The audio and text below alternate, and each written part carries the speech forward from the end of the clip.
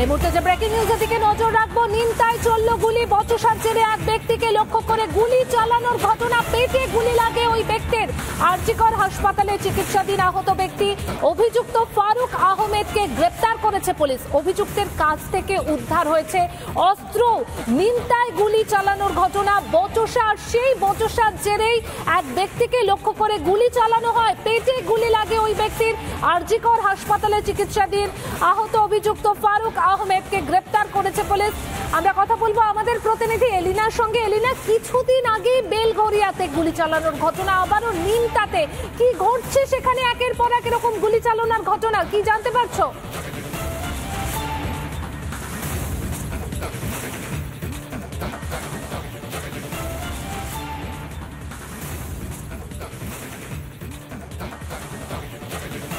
গড়িয়াতে কিন্তু একজন ব্যবসায়ীর গাড়ি লক্ষ্য করে পরপর 8 রাউন্ড গুলি চালানো হয়েছিল এবং তারপরে আবারও সেই একই ঘটনার পুনরাবৃত্তি। তবে এবার 8 রাউন্ড নয়, একেবারে সরাসরি পেটে গুলি চালানোর অভিযোগ। গতকাল মধ্যরাতে উত্তর দমদম পৌরসভার এই ফতুল্লাপুরে, যেখানে আমি দাঁড়িয়ে রয়েছি এই মুহূর্তে, আমি ছবিটা দেখানোর জন্য বলবো আমার ভিডিও জার্নালিস্ট দীপঙ্করকে। দীপঙ্কর, ছবিটা দেখাও। এই হচ্ছে হাফিজুল শেখের বাড়ি, যাকে গুলি করা হয়েছে, যার পেটে সরাসরি গুলি করা হয়েছে। তার একেবারে গুলি চালানোর পরে এখানে এই জায়গাটিতেই কিন্তু সে লুটিয়ে পড়ে। তারপরে তাকে আরজিকর মেডিকেল কলেজে পাঠানো হয়েছে। আরজিকর হাসপাতালে সে চিকিৎসাধীন অবস্থায় রয়েছে। এবং যেটা অভিযোগ, যে এই ফতুল্লাপুরেরই আরো একজন প্রতিবেশী ফারুক আহমেদের বিরুদ্ধে ইতিমধ্যেই তাকে অস্ত্র সহ গ্রেপ্তার করেছে নিমতা থানার পুলিশ। এই মুহূর্তে আমার সঙ্গে হাফিজুল শেখের একজন প্রতিবেশী রয়েছেন। আপনি কি বাড়িতে গিয়েছিলেন? হ্যাঁ হ্যাঁ, বাড়িতে। এটি হাফিজুল শেখের বাড়ি। তো রাত্রিবেলা গুলির আওয়াজ শুনেছিলেন? হ্যাঁ, আমরা হাঁটছিলাম, দেখলাম একটা আওয়াজ। তবে কি হয়েছে না কি হয়েছে সবাই দেখি দৌড়ে আসছে, আমরাও এসেছিলাম। তারপর কি দেখলেন? এসে দেখছি এখানে রক্ত দিয়ে এরকম করে চেপে আছে, রক্ত বন্ধে পড়ে আছে এখানে, এই দেখেছি। এবার নিয়ে গেল সবাই হসপিটালে। আচ্ছা, মানে কে গুলি করেছিল কাউকে সেসব? না না না না, কে গুলি করেছে আমরা দেখিনি। ফারুক আহমেদকে চেনেন? হ্যাঁ চিনি, কিন্তু আমরা ও করেছে কি আমরা সেটা জানি না। সে কি করে ফারুক আহমেদ? ওরও ব্যবসা আছে। গিরিলে শুনেছি, গিরিলের ব্যবসা ওনার। হ্যাঁ হ্যাঁ, গিরিল কারখানা আছে ওনার। আপনারা তো প্রতিবেশী। এই ফারুক আহমেদের সঙ্গে হাফিজুল শেখের কোন রকম বচসা, এর আগে কোনো ঝামেলা ছিল? না না, কোনোদিন শুনিনি ঝামেলা, এসব শুনিনি। হাফিজুল শেখ কি করতেন? ওনার মাছের ব্যবসা আর এই শাড়ির দোকান। এটা তার দোকান? আচ্ছা, কত বছরের ব্যবসা তার? এই 2 বছর 3 বছরের ব্যবসা। পার্টির সঙ্গে যুক্ত ছিল? কোন রাজনৈতিক দলে? তৃণমূল করত। ফারুক আহমেদ কোন পার্টি? ও তৃণমূল করত। আচ্ছা, কালকে কোন রকম ঝগড়ার আওয়াজ বা কোনো অশান্তির আওয়াজ কিছু শুনেছিলেন? না না, কোনো অশান্তি শুনি। রাত্রিবেলা কখন ঘটনাটা দেখতে পেলেন? আমরা রাত 11টায় শুনেছি। ওনাকে এসে এভাবে দেখলেন কখন? ওই রাত এখন 11টা 10 হবে, এরকম হবে, এখানে লুটিয়ে পড়েছে, এইভাবে রক্তটি আছে। বেশ বেশ, আমরা কথা বলছিলাম হাফিজুল শেখের প্রতিবেশীর সঙ্গে। তিনিও বলছেন যে ঠিক এই জায়গাতেই হাফিজুল শেখ একেবারে পেটে হাত দিয়ে চেপে সে একেবারে লুটিয়ে পড়েছিল, তাকে গুলি করা হয়েছিল। গুলির আওয়াজ প্রতিবেশীরা কিন্তু শুনতে পেয়েছিলেন। এবং একই সঙ্গে আমি তোমাকে জানিয়ে রাখতে চাইবো পায়েল, এবং যেটা জানানো যাচ্ছে প্রতিবেশীরা যেটা বলছেন, স্থানীয় সূত্রে যেটা জানা যাচ্ছে, যে দুজনেই কিন্তু তৃণমূল কংগ্রেস পার্টির সঙ্গে যুক্ত ছিলেন। তারা তৃণমূল করতেন, কিন্তু দুজনেরই আলাদা আলাদা ব্যবসা ছিল।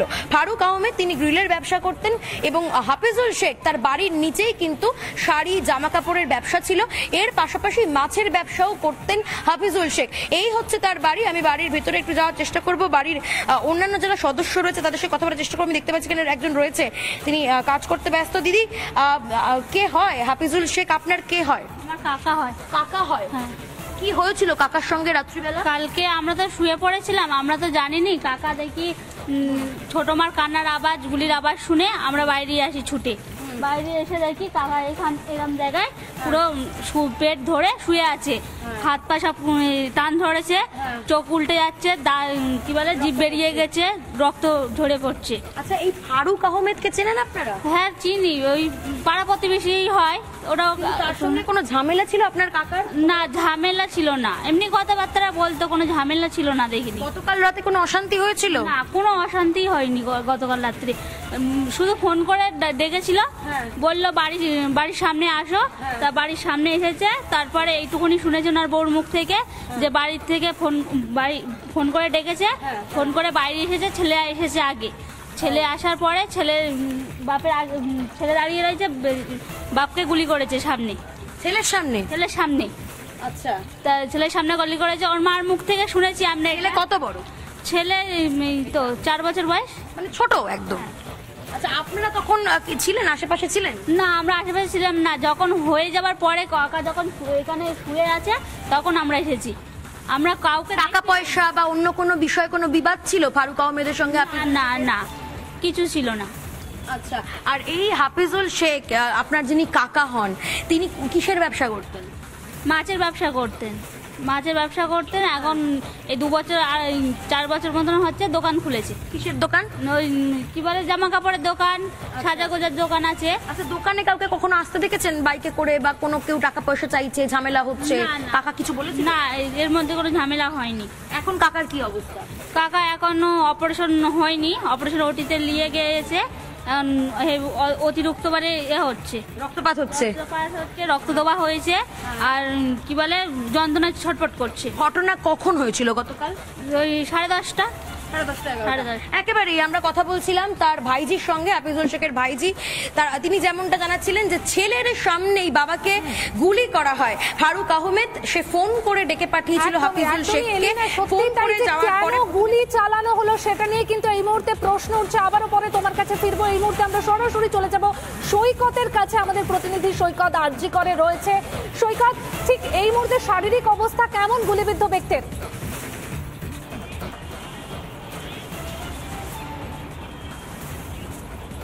দেখো, গুলিবিদ্ধ ব্যক্তির অপারেশন করা হচ্ছে বা অপারেশন করা হবে এমনটাই জানা যাচ্ছে। এই মুহূর্তে আরজিকর হসপিটালের ট্রমা কেয়ার সেন্টারে ভর্তি রয়েছেন ওই গুলিবিদ্ধ ব্যক্তি, এবং তাকে সর্বক্ষণে নজরে রাখা হয়েছে। শারীরিক অবস্থা বলতে গেলে তেমন খুব একটা পরিবর্তন হয়নি, তার কারণ গুলি তার পেটে লেগেছে, এবং চিকিৎসকরা পেটের একটি এক্স রে বা পেটের একটি চিত্র করার চেষ্টা করেছেন, যার থেকে তারা বোঝার চেষ্টা করছেন যে গুলিটি আটকে রয়েছে নাকি গুলিটি বেরিয়ে গেছে। সেই বিষয়টা ঠিকঠাক নির্ধারিত করার পরেই কিন্তু চিকিৎসকেরা অপারেশন করবেন এমনটাই জানা যাচ্ছে। তবে পেশেন্টের অন্যান্য শারীরিক প্যারামিটারগুলি তারা ট্রিটমেন্ট করছেন, তারা চেক আপ করে এই মুহূর্তে সর্বক্ষণে নজরে রাখা হয়েছে। আরজিকরের ট্রমা কেয়ার সেন্টারে ভর্তি রয়েছেন ওই ব্যক্তি। শারীরিক অবস্থা গতকালকে যখন তাকে এখানে আনা হয় তখন যেরকম ছিল অলমোস্ট একই রকম রয়েছে। তার পেটের একটি স্ক্যান করা হচ্ছে, গুলি আটকে রয়েছে না বেরিয়ে গেছে সেই বিষয়টা নির্ধারণ করে। আমাদের হাফি কোনো দাবি করে না, ওই সবে এবারে হাফিজুল কোনো পার্টি করতো। হ্যাঁ, আর নাজিবুদ্দিনের সাথে এইবারে গেল, এইবারে আনালে ও তো ওই মুড়া গাছে মাছ চাষ করতো। এবার কেন গুলি করলো জানেন? হ্যাঁ, গুলি কেন করলো জানেন? সেটা জানলে তো তাহলে হয়েই যেত। আপনারা কি ধরে ফেলেছিলেন প্রথমে যারা? হ্যাঁ, আমার বৌমা ধরে ফেলেছিল ওকে। ওই আবার ওই বাচ্চাটা গিয়েছিল, বাচ্চাটার বলে চলে গেল। কোনো পার্টি করে না। কালকে বাড়ির বাইরে বসেছিল কেন? হ্যাঁ, ফারুক কি ফোন করেছিল? হ্যাঁ, কি বলেছিল? ওই কোন মাথায় যেতে বলেছিল, ওরা 5-6 জন মধ্যে ছিল। মানে ফারুক হ্যাঁ, তারপর কি হলো? ও ছিল আর কি। হ্যাঁ, ফোন করে কোচবিহারের অপরাজিতার সঙ্গে জাতীয় মহিলা কমিশনের প্রতিনিধিরা কথা বলছেন, সেই ছবি এই মুহূর্তে আপনারা দেখছেন। কথা বলছেন জাতীয় মহিলা কমিশনের প্রতিনিধিরা। और ये लेडी ऑफिसर भी होने चाहिए ना यहाँ पर। मैम रात में भी पेट्रोलिंग होता है, यही पे ऐसे उस दिन। अच्छा, ओके, आप यहाँ पर है एक तो सामने स्टेशन के थोड़ा सा सामने आ जाइए। तो ये पुलिस जो है वो आपको हेल्प करने के लिए, आपको प्रोटेक्ट करने के लिए है। आप डरे मत।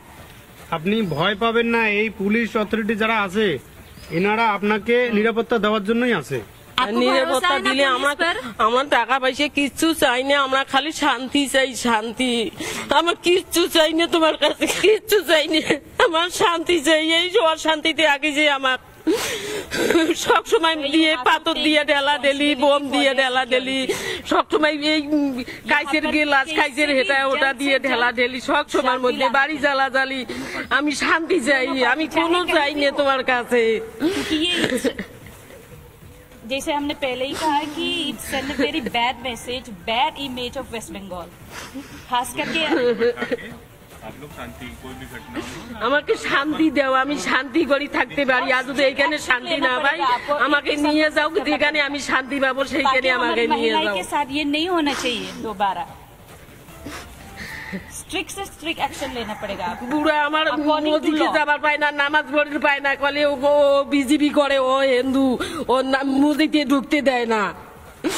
क्या वो बीजेपी करे इसलिए मस्जिद में उसको नहीं जाने दे रहा है, उसके हस्बैंड को।